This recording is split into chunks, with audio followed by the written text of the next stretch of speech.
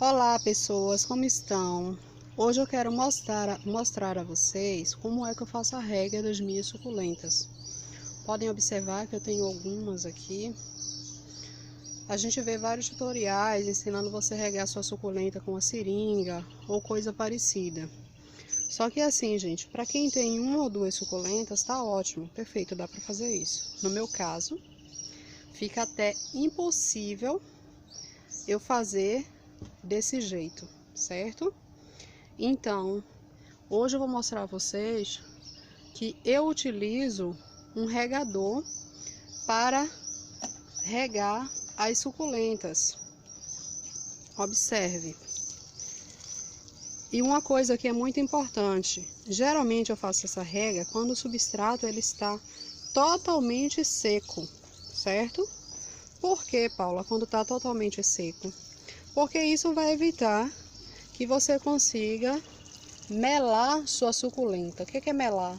É quando você deixa o substrato muito molhado e apodrece a raiz da suculenta. Então você tem que fazer isso exatamente quando o substrato, você ter certeza que o substrato está totalmente seco. Gente, uma coisa que é muito importante, às vezes o substrato seca por cima, mas por baixo ele está úmido. E também pode acontecer o contrário.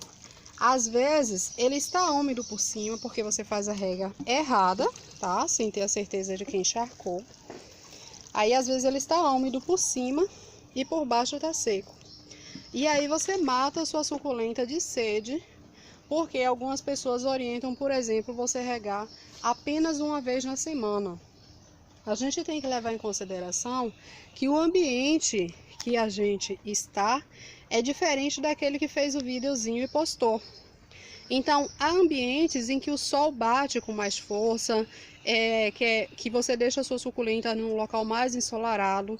Isso vai fazer com que o seu substrato seque de forma mais rápida. E aí, às vezes, as orientações que a gente tem é essa. De que você deve molhar apenas uma vez na semana. Não, eu indico sempre, regue quando o substrato estiver totalmente seco. Mas, Paulo, eu coloquei pedrinhas na minha suculenta, como por exemplo essa aqui, ó. Observe, ela tá com pedrinhas. Essas pedrinhas, ela evita que o substrato, a água do substrato evapore, né, tão rápido.